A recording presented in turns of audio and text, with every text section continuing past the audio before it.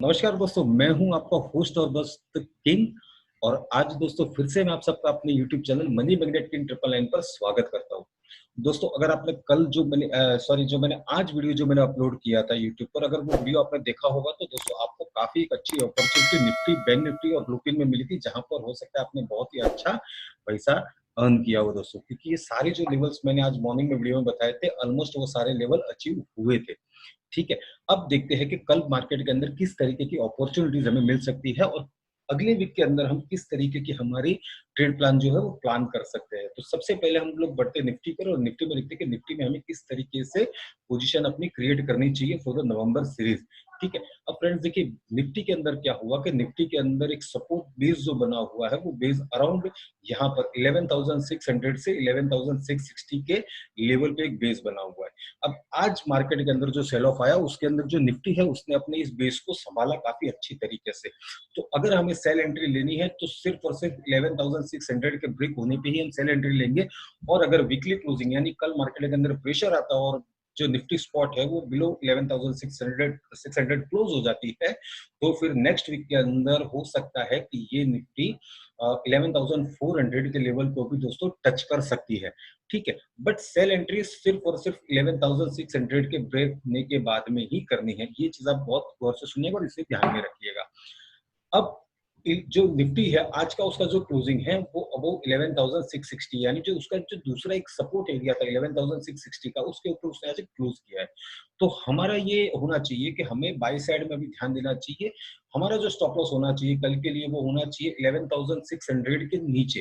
अब 11,600 के नीचे आप स्टॉप लॉस रख के एक बाय एंट्री इसके अंदर प्लान कर सकते हैं। और वो जो बाय एंट्री जो टारगेट जो होना चाहिए वो टारगेट अराउंड आपका होना चाहिए 11,800, यानी 11,800 टू 11,820।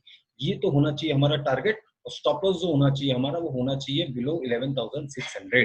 ठीक है, तो ये आप प्लान कर सकते हैं, काफी एक अच्छा रिस्क रिवॉर्ड रेशियो। और अगर सेल एंट्री प्लान करनी है तो सेल एंट्री फ्रेंड्स होंगी हमारी only and only below 11,600 for the target of 11,400 in next week, not tomorrow but in next week.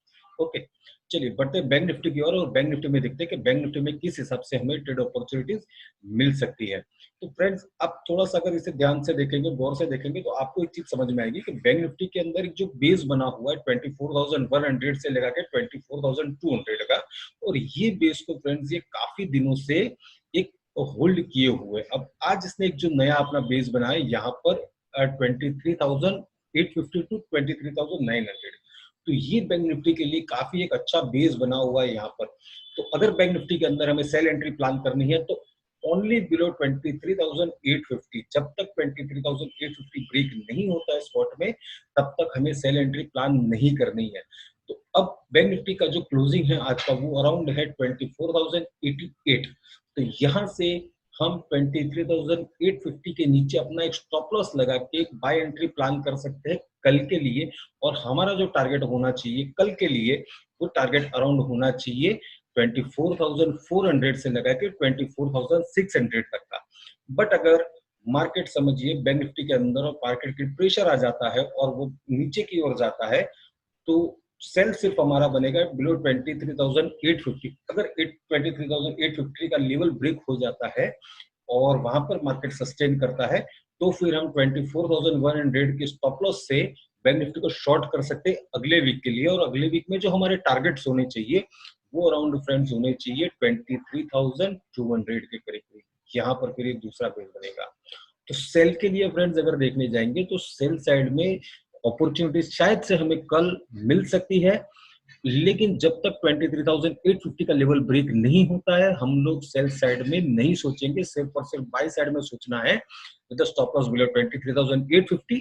और आपका जो टारगेट कल के लिए रहना चाहिए वो अराउंड रहना चाहिए 24,400 से लगा के 24,600 का।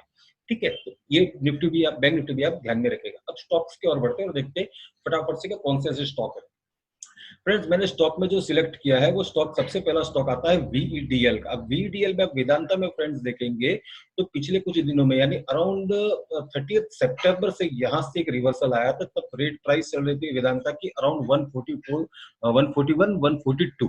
वहां से जो एक सेल ऑफ वेदांता के अंदर जो बना था उसमें वेदांता के स्टॉक ने यहाँ पर इस जगह पर 92, 93 के पास में एक बेस बनाया हुआ अपना।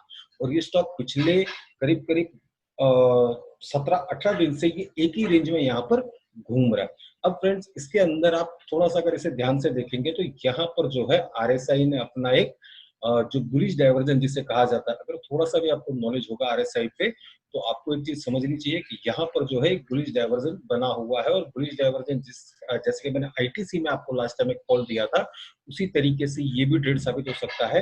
तो फॉर नवंबर सीरीज आप वेदांता में बुलिश पोजीशन अपनी क्रिएट कर सकते हैं, और इसके अंदर आपको एक अच्छा यानी 1:3 1:4 रिस्क रिवॉर्ड रेशियो भी आपको अचीव हो सकता है।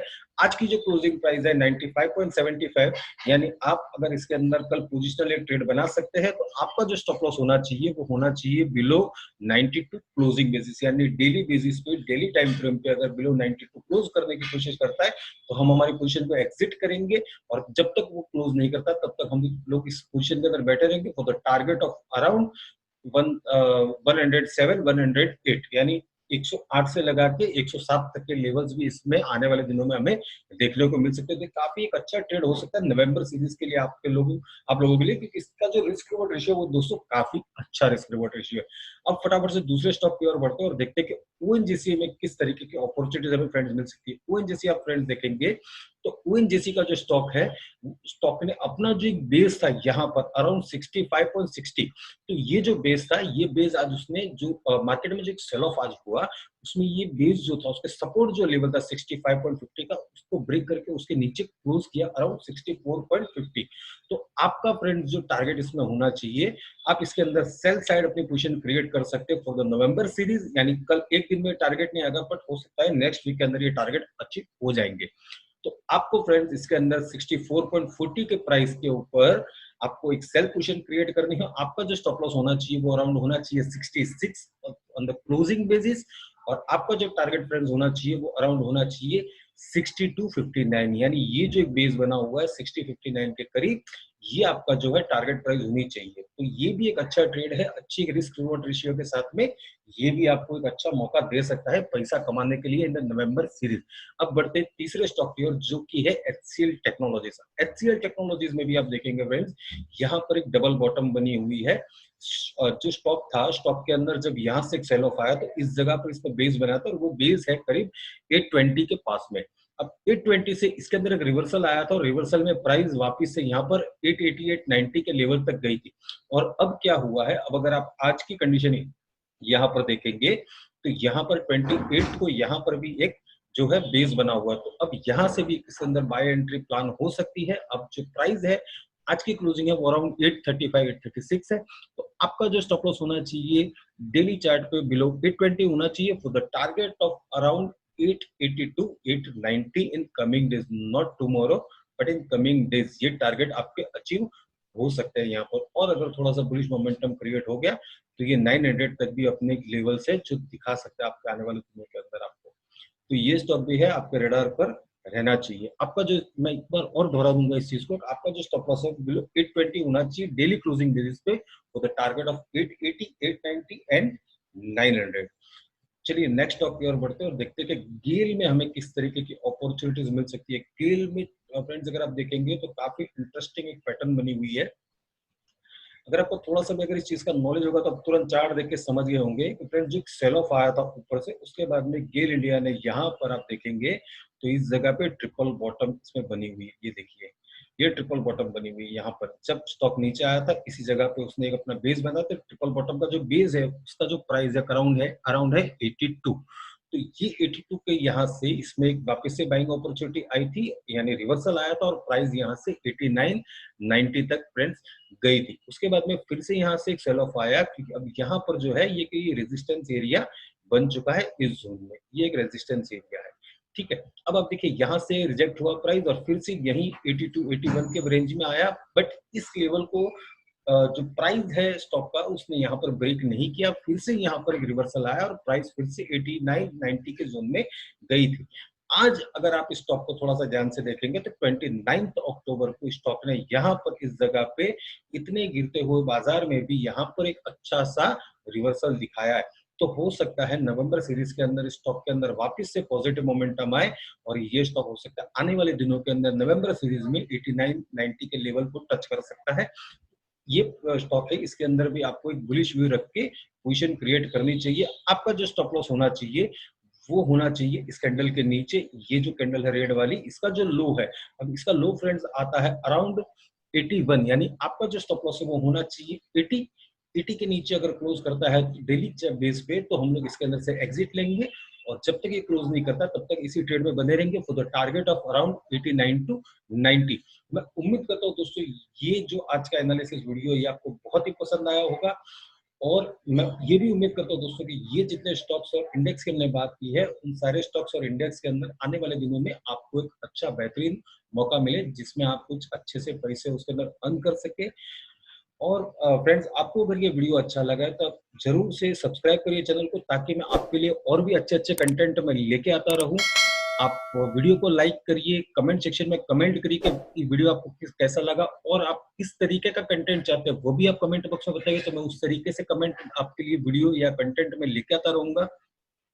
और इसी के साथ में दोस्तों इस वीडियो को हम लोग यहीं पर खत्म करेंगे, और देखते हैं कि हमें कल किस तरीके से ये सेटअप काम करता है हमारा, और किस तरीके से हमें एक अपॉर्चुनिटी अर्न करने के लिए इस सेटअप से मिल सकती है। तो चलिए दोस्तों, इसी के साथ में इस वीडियो को यहीं पर खत्म करते हैं। आपसे मैं अलविदा कहता हूँ आपको, और आप अपना ध्यान रखिए और देखिए कि आप किस तरीके से इसके अंदर अर्न कर सकते हैं अपने लिए। ठीक है, चलिए बाय बाय।